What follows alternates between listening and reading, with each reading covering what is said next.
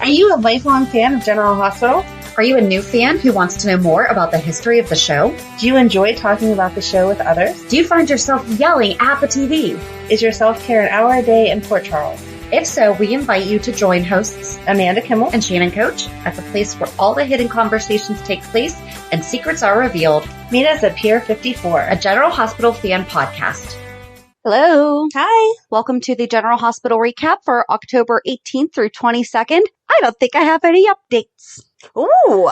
Or corrections or anything like that. Wow. That's Yay. impressive. One thing I do want to give a shout out to is on Instagram, Marcus Coloma World put together a video of all the fans saying happy birthday. And he actually brought her on live that evening. So he hopped on Instagram live and thanked everybody. He's like, wow, he released a new song on his birthday. So people have been downloading it and stuff. But then he actually came on and thanked everyone for the video. And I think that he saw her pop on. For some reason, I kept getting kicked off and then had to get back on. So I missed a little bit. Yeah. But the video, I think, was like 15 minutes long. So awesome job, fans. That was amazing. And she did a great job of splicing it together. And for him to take time out of his birthday to come on and not only thank the fans for putting it together, but also he brought her on live. And you can totally tell she was not expecting it because I think she was walking around somewhere. It was dark. She had my impression was it looked like it might have been raining. So she had her hood up and it was dark and walking around. So I just think that it is amazing that he took that time to not just say thank you on Instagram, in a message or, right. He really took time out of his night to do that. So our people love us. That is so awesome. I just love the little community whenever, it's a family. Yes. But that's my lovey-dovey moment. Aww. Brooklyn gave herself gold star. I know. That was so we need to really get you back to giving gold stars. Maybe Brooklyn can do it every week and so can I. How do you feel? Do you feel that Brooklyn deserved her gold star this week? No, she didn't deserve it because that was wrong. She set him up. If he would have done it without being set up, then yes, she should have used it. But we talked about this last week. She's a jerk. That wasn't nice. I don't know how I feel about Michael approving of it. Michael was shady this week. Thank you for finally giving him a good storyline, though. Yes. Not saying that come on. Wiley's paternity dragged out forever. Right. That was a good storyline. It just took too long. Exactly. But to show that he is a true Quartermain, which is exactly what he did. And Willow's like, wait, I don't know this side of you.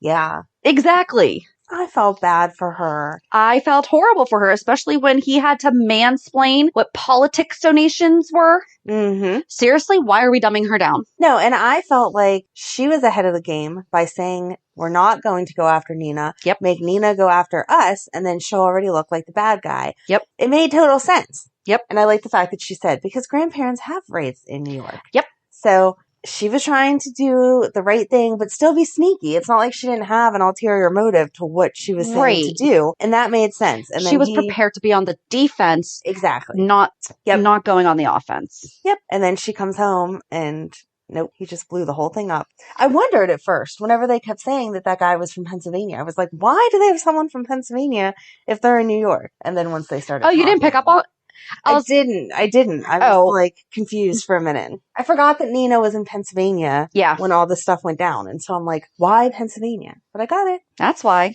That's why. Makes sense. Good job, Michael, being shady. Kinda, sorta, maybe? Kinda. He was straight up shady. He was trying to, if Willow had not walked in on that conversation, he would not have told her. No. I can just about guarantee that one. Yeah. He would not have told her. And she even went to Carly for guidance. And Carly's like, listen, my son is all the things that you think he is. However, good for her for being honest about her son is. That's what I thought. I was proud of her for not sugarcoating it and not talking it up like just this is how it is. It is what it is. That's what Carly was saying. By the way, everyone, I forgot to mention this was it last week or the week before? Last week. Amanda shows up to my house wearing a shirt that says, it is what it is. After how many times she has said, did somebody buy that for you? No, I bought it for myself, but I purposely wore it because I was going to see the kid's dad. Like we were exchanging children. Okay. Because I told you, he says it all the time and it annoys the heck out of me. Okay. Like, that's the end of his conversation. No matter what you're discussing or arguing about, when he's done talking, he says, it is what it is. And it's like, you're not allowed to have any other feelings, comments, concerns. So. Not a fan. Nope. That's why I hate that saying. But. Gotcha. It's kind of funny to have a shirt that says it before he can even say it. Yep. So. You should just get him a button. You could just the push. Recordable button. Yes. And then when he's done talking, you just pull out the button and say it before he does. There you go. It is what it is. We got those from my manager. I think I told you this. Yes. We got some from my manager that has like all of her things that she says frequently. It's fun. Yes. So basically that's what Carly said this week. Yes. Michael is what he is. I really liked Monica talking to Austin about, listen, I have just learned how to survive in this family. Like, it's not easy. And that she really was talking to him and not trying to tell him what to do or tell him what to do best for the family. She said, is this making you happy? Is this what you really wanted? Okay, then. And when Brooklyn goes to rescind her complaint, Britt's going to be like, what the heck? Yeah. And she's going to have Austin's back no matter what going forward, because she will have then seen that he was totally being manipulated and set up. And that's just not cool. Well, it'll be Terry that has to review it. I know. Because Britt's going to be out of town. Britt's angry. So. Don't you think that should have been a discussion that she and Terry had together? Or have they seriously split the duties? Like, here's the stuff that you will handle. Here's the stuff that you will handle. And then maybe we meet. That's how I took it. That they'd meet in the middle just to like run down things. Yeah. When Terry said, there's a couple things I want to discuss with you. And Britt was like, yeah, I don't have time. I'm leaving. So tell me what you need to tell me now. I was glad that she did share. She's like, I'm not going on vacation. I'm going to save my mother. Yes. When Terry answered the phone, did you think that's who that was going to be? That reaction seemed a little over the top. Yes. Exactly. Okay. No, but seriously, Jeff Weber? I mean, I'm excited. Are we bringing him back? I don't know. Is he going to be recast? Probably. But I'm excited for whatever possibility it is. Just when Terry answered that phone, I was like, what? No. I was like, who is talking about what? What storyline have I missed? I don't know. And I mean, I don't know about you, but I guess he's still connected to the hospital, so never mind. I'm like, do you know who the chief of staff is for our local hospital? No. Okay. But he probably... Any of them? Yeah, no, I have no idea. But maybe he's kept tabs on it because it is the hospital that Liz is at, and he knows that Terry's her high school friend? Childhood friend. Childhood friend, yeah. It's very interesting. Maybe we'll have to take a break if he comes back. Oh, geez. No, didn't we already do? We did the Webbers. We did the Webbers. I don't think we did Jeff, though, in particular. No. We are going to finish the 80s of Alan. Hopefully. Let's put it this way. We're going to finish recording 80s Alan today. That's all that we can promise you. It is so long. It's crazy. Yes. But I did love when Britt called Scott an ambulance chaser. Yes. And he was just like, well, yeah. I'm not going to argue that. No. That's where I am. No. I liked Sonny's reaction whenever Britt was explaining why they had to go find Obrecht. And he was like, wait, Scott and Obrecht are an item? What are you talking about? I love the little like humor that's getting put in there. Like, wait, how long was I gone? But seriously, Scott's computer was hacked? Yeah. Oh. Why do you click on the pop-up, God? Because I'm cheap. Is basically what he said. That is what he said. Don't click on the pop-ups, guys. Oh, Spinelli calling out on his fetishes. That was so funny. You have to look at what? How much? And Spinelli's like, I'm not going to say anything. Oh, okay. Yeah. I really liked all those interactions this week, though. They felt... Yes. Real. Yeah. Mm-hmm. I don't know where to go next from that. I guess we could just go over to Greece. Liesl helping Drew after he was shot. Mm-hmm. And I'm sorry. I was mad on Monday night because I watched it Monday and I'm like, we are not killing Valentine.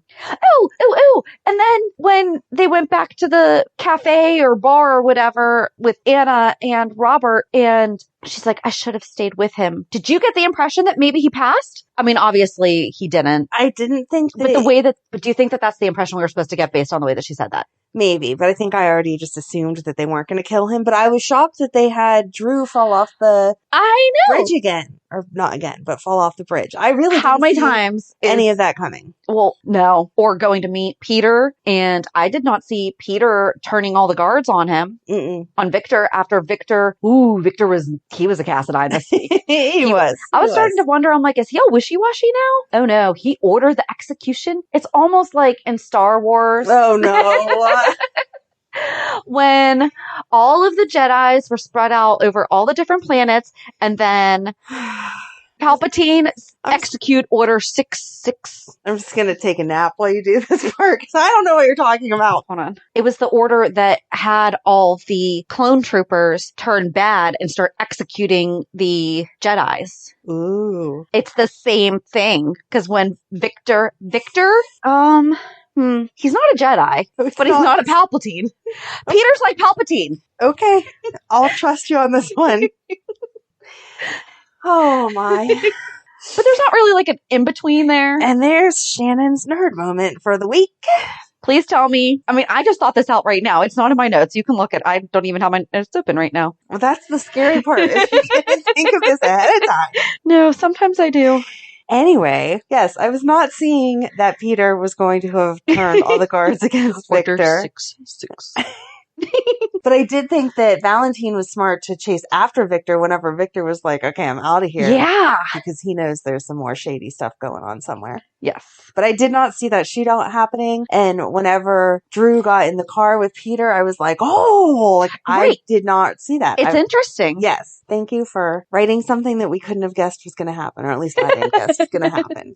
I did not see Drew because then how do they half condition him to where, although I guess he was just following orders then. Right. So it was no, act like. Yeah. Whatever. Oh, so Drew's the clone trooper. Okay. You can do a whole separate episode on how GH is like Star Wars. Yes! Oh my gosh. You'll have I'm to going have to be someone so else excited. fill in for me because I won't be any help, but sure. I don't understand why Peter took Obrecht because I thought that was Victor's person. That's why Peter took Obrecht. But You just answered your own question. No, that seems like a lot of work. Take a whole extra person along. But now he'll be able to manipulate Victor because he loves her. See, I think I would have left her there tied up to make it look like Victor is still the bad guy because he's the one that kidnapped Obrecht. Yeah, but Obrecht's alive. She would have been like, no, it was Peter or it was Drew. I did like when Anna was like, I'm not shooting to kill. And Robert's like, I am. I'm going to kill And so him. many people were like, how old is Robert going to be and still do this? I'm like, he's doing this for Maxie. Yes. If it was not Maxie, he would not be doing this. Right. I did like that Victor kind of called him out on that. And Yes. it's like, Yes. you have no authority here. You're not even part of the WSB. Yep. Go back to Port But then Charles. he comes back. He's like, yeah, so Anna's not helping you either. Exactly. Exactly. Oh, but then when Jason and Britt finally get to Greece and he's like, so wait, there's no body again? Is he referring to his own death or the first death of Drew? Right. I like how they're joking around about that. The only thing I didn't understand was when Sam went in Peter or Drew's cell and was like, see, there's still Drew in there. He remembers Scout's name. Well, I would hope he'd remember his kid's name, whether he's evil or brainwashed not. or not. Yeah. Although when Drew first came back, he didn't. So That's there true. is that. Okay. Never mind. I just answered my own question. There you go. This can be the one where they answer their own questions. Okay, I do have a correction, but I was waiting, or not a correction, but I have a storyline side comment. Okay. Scout is now 4 and will be 5 in February. Okay. She's been SORASed. Are they now unSORASing her? I don't know. And because Ella is 7 Mm-hmm. and they just showed Ella. Right. What are we doing here? I don't know. I could understand if we don't want her to be recast, No. but I can understand if they had recast her back as a younger girl and had that be who Drew was fantasizing, like not fantasizing, that who he was picturing Right. speaking to him, but it was 7-year-old Ella who had been Mm-hmm. the SORAS recast. So now I don't we're understand. going back to, because she is from original birth date. She is 4, should be 5 in February, Right. but they aged her. So Mhm. what are we doing, people? I don't know. I wish they'd think of everyone whenever they try to plan that out because like them aging up Donna, but then they didn't age up Avery, which again, I'm not complaining about because I love the girls that play Avery, but these don't all make sense. Right. And like, I think it was Carly this week said, oh, Avery's so excited that you brought him over to Willow. And I'm like, really? They've like played together? Because the age difference there was too much too for Wiley. Yeah, but they're probably just excited to be playing with a baby. But Wiley's not really a baby anymore. Oh, he's 3. He shouldn't be 3. Just wish they'd stick to the ages more. How old should Wiley be? Hold on. 3 could be right. That storyline took forever. 2018. Oh, yeah. So he's fine. Okay. I lied. He was born on screen July 30th, no. No? 2018. Wow. Oh, have you seen those memes where the person gets carded and the person's Stop. like, I didn't have to look past the 1-9? Stop. Ugh. Stop. Anyway. So yeah, what are we doing here? What? Why are we unSORASing? Because I'm sorry, Ella cannot pass for 5, in my opinion. No. Not even just like height and facial features, but she's such a good actress. She can do more than what a 5-year-old would do.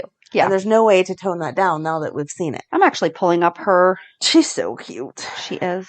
I don't know. So that was my little sideline comment. Sorry, I can't help you with that. Yes. I don't know what they're doing. Are we done in Greece? I think so. I mean, not really anything happened besides that. Back to Sonny. Uh-huh. When he asked, don't the guards call anymore? Sonny was full of good one-liners this week. He was. Oh, I liked that him and Nina both had the idea of buying Charlie's for Phyllis. And I like that he turned her down when he was like, I am not taking your money because that is going to have strings attached. Exactly. And I don't need your money. I'm Sonny. Like, come on. I appreciate the fact that she did offer and was like, hey, let's at least both split the difference. Like, let's not fight over it. Yeah, but Sonny doesn't need your help, Nina. Just go away. Good for Ava for saying highest bid wins. Right. I'm going to go back to let's have Sonny buy the bar so that his daughter can manage it because she has been. And maybe he can actually be involved in Christina's life. What? Crazy. That's insane. Because we loved their interaction. Remember the only one that cried when she saw him? Yeah. Okay. But I think Joss cried, didn't she? No.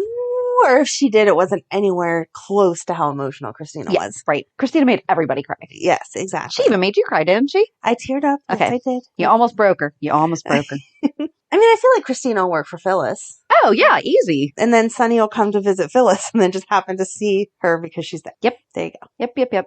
Hold it. Okay, so wait. If Sonny is buying it for Phyllis, is he buying it for her to be the manager and firing his daughter then? No, she'll be the owner. Okay. Yeah. Okay. That better be the way it's going. That's the way it is in my little head. Yes. And Sonny talking to Spencer and letting him know he was not bailing him out because he broke the code. Yep. And pretty much gave him tips on how to be a bad guy in the future and not get caught. Yes. Like, maybe we just don't be a bad guy. I know. That's not going to happen. I like that Joss and Cam still went. Yes. They were trying to tell him, do right, be good. Kevin and Laura agreed to bail Spencer out. But however, the condition he has to get a job, I thought he was going to say, and it's for you, not Esme. That's what I was thinking. Because when Esme was like, oh, sure, that's fine. Yeah. Sure, I'll move back in. You guys catered me with all kinds of yumminess. Yeah. Mm-hmm. I hope that they get to that. Like, maybe they just didn't continue the conversation enough. Or, yeah, I was going to say, or they wait for Laura to come back and really she's gonna put the fear of God in Esme and like really lay down the rules. And well, Esme should be able to get her own place because she just got that job at the exactly. She has proof. Let her get her first 2 paychecks. Okay, so she can prove that she can. Well, so maybe that's what Kevin will say. You can. Doesn't she have a trust fund that she can have access to though? I thought she's mentioned that before. She has to get approval. That was what she said about not being able to bail him out. Yes. Was the trustees? Yes. I'm sorry. Jinx. I don't know. There, Max. I jinxed her and she's still talking. She's still talking. You owe me a soda. I think I have ginger ale. Oh gosh. Good thing I brought my Dr. Pepper. Good thing I brought my Dr. Pepper. Anyway, sorry, I don't know the language for when you have a trust fund right off the top of my head because I don't have one of those. But yes, the trustee would not sign off on money for bailing Spencer out when he heard what the charges were. Right. That was a little crazy. And his public defender being like, oh, this is easy. Yes. They got nothing on you. And he's like, yeah, that's not my file. That is way too little. Pull out the big book. Yep. I didn't like the new courtroom. I was just going to say, I'm like, why did we spend money on that? I don't know. Again, old courtroom, bring back Lulu. Right. Right. Having a pool open at the end of July instead of next summer could have brought back. Not saying we want Lulu back or anything. Like the extra restaurants that they've opened, that makes sense. Let's give them someplace new to hang out. But what is the dress code for the Port Charles Grill? I don't know. Because I'm sorry, Maxie. Nope. No. Yeah, that was a Charlie's or a Kelly's outfit, not the girl. And not saying that you shouldn't be allowed to, but everybody else it's a dress up place. Yeah. The Melting Pot used to be no jeans. When they first opened, you had to be. I do remember that. Yeah. Thank God they changed it. I know. All I have is jeans. But yeah, it used to be that. And then they were like, never mind, you can wear whatever you want. Like, we are located in downtown Pittsburgh, right where all the tourists are walking around. Maybe we should allow jeans. Now I want Melting Pot. Well, we have to do that anyway. But I like her friendship with Austin. Yes. And the fact that she did tell him how she felt, and he was like, so you're basically going to tell me what to do. And she was like, no, not really. I'm going to tell you what my opinion is. And then she said the same thing to Brooklyn. Yes. I am trying to just give a realistic view here, not take sides. Yes. Well, you finally got what you wanted with Olivia. Yeah. Thoughts? I don't like the way that they're playing her. I just don't. And obviously, I can't speak on the autism diagnosis side, but just in general, I feel like if someone says there may be something quote unquote wrong with your kid, you go and get it checked out. And then you take the information and go from there. But there's a lot of kids, there's a lot of people who do not get diagnosed with any type of neurological or mental health difference because of the stupid stigma that surrounds it. So therefore, she's hearing, in my opinion, I think she's hearing that. And because she keeps saying a problem, a problem, a problem. And not one person has said he has a problem. It's he just might need different resources. Right. And I wish that Ned would just say, I have never said there's anything wrong with Leo, that there's a problem with Leo. Exactly. Leo just might have a few different needs. Let's talk about, what I have discovered. I do wish that we had more of the conversation between the two of them and Ned talking about it. I thought that him being not so happy with Brooklyn over. Right. I mean, he totally had other thoughts. Yes. He's like, that's not appropriate. You're yelling at Austin for, quote, manipulating the situation using Leo. You basically just did the same thing, just in a different way. Exactly. I don't know. I feel like I understand that it makes a better storyline to have Olivia not wanting to accept it, but I don't feel like that is a true relationship between her and Ned. Because although Ned is the stepdad, he has always been a good dad for Leo. So it's unrealistic that he would be pushing to diagnose him with, again, a quote unquote problem, and for Olivia to think that. Right. You know what I mean? It would for her to be hearing, for her to be perceiving what he's saying as it being a problem when he's just repeatedly saying, no, he just might need some different tools. Right. And it was one thing when it was against what Austin was saying, but now that her husband is saying it, I don't understand why she would be so hostile about it. Yeah. Especially to the degree of, I want a divorce now. Like, what? Well, didn't you even say that you have to be separated for so long? Because he brought it up. He's like, wow, it's been almost a year since we've been separated. And then that's when it's actually a fact. Almost 80% of parents of special needs children get divorced. Yes. Because of the stress. Kind of jumping the gun. Yeah. And their issues were not over the stress of parenting Leo. It was fidelity. Exactly. Which has nothing to do with any of the kids. I don't know. I hope she just comes around and gets Leo the help that he needs and understands that it's not a problem, it's a difference, and that they can help her understand that better. Right. And then she can thank Ned for being concerned and they can It's the same thing as if he were diabetic and he would just need a different health regimen. Right. That's the issue that people make over neurodiversity is just sad. It is. And the only people that really suffer are the ones not getting what they need. Exactly. Because of stereotypes and judgments. And that's a whole other podcast.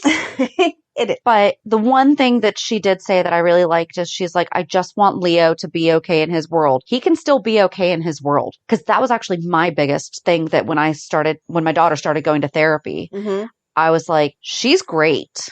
You're right. She has some dangerous behaviors that are a serious safety concern. Right. And medication has been part of our treatment. But the first thing that I said, you will not just write us a script and send us on our way. I do not want my daughter being a zombie. I said, I do not want her being removed. Right. Exactly. And she has it. Yes. And I really don't think that the doctor was going to do that, but I do know that there are some instances where they just write a script at it and throw it at them, and it's partnered with therapy. And I told you that was my experience whenever my daughter was diagnosed with bipolar. They just wanted to write, my gosh, that's right. I forgot about that. They gave me a list and asked me which one Ned I wanted. Because you called me and you're like, what do you know about these? And I'm like, are you kidding me that is what I forgot about that. Yes. I got a business card with the name of 8 different, all from the lowest dose, smallest medication up to stuff that she should take never your pick. Have been on. And it was, which one do you want us to prescribe? And I was like, wait, no, I came to you to help me because I'm not the doctor. I need you to tell me which one should be prescribed. But luckily, That's also not okay. it's not. Luckily, we kept searching for the right doctors, for the right diagnosis that would give the right meds. And same thing, I said, I don't want her zoned out. I just want her regulated so that she can experience life not so high or so low. And Right. luckily, we're usually there. So Good. Yes. Anyway, off of the reality check, we got to a little prematurely there. Listen, the whole time that we're talking about the storyline, we're going to wind up, because we've both been through Yes. various, and I don't really talk about my depression and anxiety that much, but it's True. I've been disrespected by doctors about it. And I'm like, here, I'm going to get real earlier. And this was from, I can't remember what it was, pretty much dismissed by my doctor when I called and was like, I just did something like really not me. Right. Exactly. I have not done it since. I have not, but it scared the heck out of me. Right. That's where. Right. And I would say, I'm like, I literally cannot stop myself right now. I'm like, I am trying to, but I can't. Mm-hmm. And lots of therapy, a little medication helped me not. Right. And it's okay. So all that I have left is I'm tired of Nina whining at people, which is not a newsflash because everyone knows that that's what I complain about every week. This week it was her whining to Curtis again. And him basically acting like, oh, everything's going to be fine. Why would people be weird? Have some wine. It'll be all right. And I did not. I don't think that was wine. I thought that was scotch. I don't know. It doesn't really matter. Maybe it was scotch because he did say you can just leave the bottle. So maybe it was not that you can't do that. I was going to say, I'm like, not that you can't do that with wine, but I don't know. The way that they were drinking, they're drinking out of rocks glasses, not wine glasses. Oh, okay. Well then, point was, okay. No problem, in my opinion, no problem using alcohol to relax a little bit, but Nina's in a whole different ballgame here with what her problems are. Yes. And that's not the solve all for it. And Curtis pretending like you just need to sit here for 10 minutes and the world's going to be better once you walk out into it was completely unrealistic. Mm-hmm. And I didn't like it. Who do we think this, I didn't write down his name. Marshall? Marshall? Sure. Curtis's dad, you think? I was wondering that too. I think so. Shoot, what the heck? I did not write down his name. I didn't either because I was like, oh, I'm totally going to remember that. I wrote down old dude. I didn't Hold mean it. But in a disrespectful way, but it was like the new guy. TJ slipping up and saying that my dad died when I was younger. Mm-hmm. Forgetting about the fact that he doesn't do that. Mm-mm. That was his story. Thomas raised him. Right. Sean is his biological father. Mm-hmm. He did not know that until recently when Sean went to jail. However, that whole conversation, Sean's his dad. Yeah, and that whole conversation was unnatural because if somebody asks me something about my parents in a setting, obviously I'm not a doctor, but a setting like that where you're not getting personal, mm-hmm. then I just kind of am like, oh, my mom this, blah, blah, blah. I don't get into it. My response isn't, oh, my dad's dead, but my uncle's really proud of me. Like, come on. Well, and then the response with, but if you ask my uncle, he'll stop everybody on the street and tell you. And he's like, he sounds like a cool dude. Tell me about him. Mm-hmm. I'm sorry. Right. It's not like he said what TJ said did not warrant the response of tell me more. Right. If he would have got sounds diagnosed, like he's very proud of you. Exactly. If the guy would have got diagnosed with something and been scared and TJ said, oh, it's not that big of a deal. My uncle has that. This is how he dealt with it. Okay. That makes sense. Right. Tell me more about your uncle. Yeah. But not just like, tell me about your uncle. It sounds creepy. Mm-hmm. So weird. Yeah, I agree. And TJ's just like, oh, yeah, he's a great guy. Okay. I did like how Curtis checked on Nakia. Mm-hmm. When she was talking about how this guy kept asking questions and he's like, do you feel safe? Yes. He's like, okay, is this like a problem? Right. Or is this he's just asking a lot of questions? Yeah. I like that was his first response. Yes. He's a good. Shouldn't have to be. Shouldn't, but he's a good bar owner. Good job. I also feel like she could handle her own though. Heck yeah, I do too. Nobody's messing with her. And if so, she'd have no problem being like, hey, Curtis, get this guy out of here. Mm-hmm. But yeah, I think, do you agree? Dad is where that's what I was thinking. Or I was thinking Jordan's dad. We don't know anything about her. Do we? See, I would have thought Portia's dad more than Jordan's dad because Portia's the one dating him now. But that's why I was thinking Jordan's dad because your wife, because she's still his wife, right, is in a coma or in a different hospital. Sorry, she's not in a coma anymore, but she's in a different hospital. And here you are going to the Chuck, which we've never talked about. There is another museum, the Chuck. I think that's cute. It is cute. And you're out and about on town, while my daughter is in a hospital. That could be. So that's kind of, but then when, I don't know, because that's the thing, I don't know, because he's definitely very interested in TJ. Yeah. So that would make sense if it was Jordan's dad, because he's never met his grandson, I guess. Maybe. I don't know. I don't know. Why don't we know anything about Jordan's past? But I'm sorry, has Curtis ever talked about his love of art before? No. Okay. But now, that's how he's going to find out that he's Trina's dad. Yeah. Is because of the shared love of art. Right. Because that definitely means you share the same genes. So my biological grandfather and I do not know each other very well. He's passed away. I did not grow up knowing him. Like, I might have met him maybe a handful of times in my entire life. Mm-hmm. But I'm friends with his widow on Facebook and his other daughters that are my mom's, like, they're from the second wife. I don't know them very well either, but like, we're all friends on Facebook, and occasionally like they'll share stuff and I'm like, huh. And so I sent them all a message, and his widow sent me a huge email of all these things about him. It's insane how many of like these little details that she shared. I'm like, that's me. That's my son. That's cute. So I do think to some degree, I mean, musical talent, Yes. Absolutely. I'm just saying that you wouldn't make that jump. Right. It wouldn't be, oh, you like art? So does Trina. You're her dad. Right. But that's where they're gonna. Yeah. Yep. I think that's really all that I have, though, too. Oh, Ava and Nick getting their rings back on. Yes. I thought that was cute. That was cute. And I like how he made it special. Yes. It wasn't just, well, here you go. Mm-hmm. Her rings are really pretty. They are. Yeah, I really think that that's it. So what's your reality check? I just shared like 90% of my life. But in the past week, I had the craziest week. So Monday I had 2 closings. I had a closing at 9. I had a networking meeting at 10:30, and then the second closing was at 1. This isn't even really a good reality check. I don't know. I wound up getting on the turnpike and went the wrong way. Oh no. And then I never wear nylons. And that day I did because it was cold and I was wearing a skirt. And after I had to stop to get gas because I was going to run out of it because I went the wrong way. The reason I went the wrong way is I went on the way that I go to see my son at school. Oh, okay. So the only time I really get on there is when I'm going that way. Yes. If I'm going the other way, I typically get on in Monroeville. Ah. So when I'm there, I go west. When I get on in Harmer, I go west. When I get on Monroeville, I'm going east. Like, that's just I was in Harmer. Like, I was right next to Harmer. So it was the closest one. I was like, okay, I have to get back for this closing. This is the straightest shot. Yeah. But so the first exit on the turnpike was like 10 miles away. Thankfully, there was a gas station right there. Went in to use the restroom real quick as I'm pulling up my nylons. Finger right through them. Run her the whole way down. Fun. Yeah. It's great. But so it was just like one of those days where I'm just like, seriously? I just want to go back to bed. But I mean, it was a good day, but it was just like all those little things that you're just like, man, if I was having a bad day, this would be really bad. This would that would be like the sprinkles on the cupcake, I always say. Not the frosting, just the sprinkles. Okay. Well, it's the little things. I know. You're just crazy. It's not the icing on the cake, it's the sprinkles. I just love your crazy. Thanks.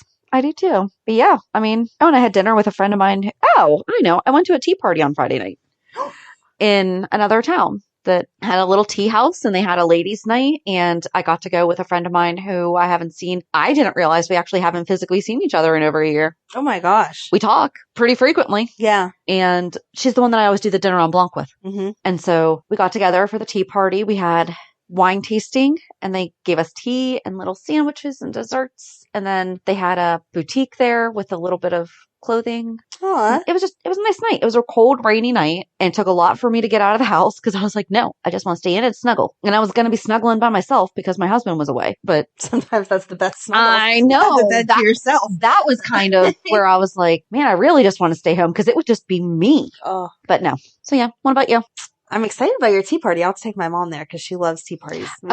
It's really nice. We used to plan them. She would make little sandwiches and tea and like. Aww. Mm-hmm. It's very cute. Yeah, they brought out like the tiered tray and had the sandwiches on the bottom, and there was like 3 types of sandwiches, so there was 2 of each on the tray, and then the middle layer was all the scones, and then the top layer was the little desserts. That's cute. Besides that, yeah, my week was super boring. I'm trying to pack up the old house still. I have 1 more week left, and I am not where I should be. So luckily I have nothing to do tomorrow. From the second Madeline gets on the bus until the second I'm putting her to bed, I will be at the old house getting it all together. Cool. And Madeline's football team made it to the championship. So they had the playoff game yesterday that now we go on to the championship. It was freezing yesterday to be sitting there watching them, but she was very excited and cute and whatever. And besides that, yeah, I don't know, just kid stuff. Everybody had something to do this week. Like I was all over the place. Yeah. And then the weekend's just as busy. So I'm like on the countdown for November 1st when all the house stuff will be done. Right. So, Well, good. yeah, it's kind of boring, but that's what life is right now. That's where we are. Exactly. So join us on Thursday as we continue.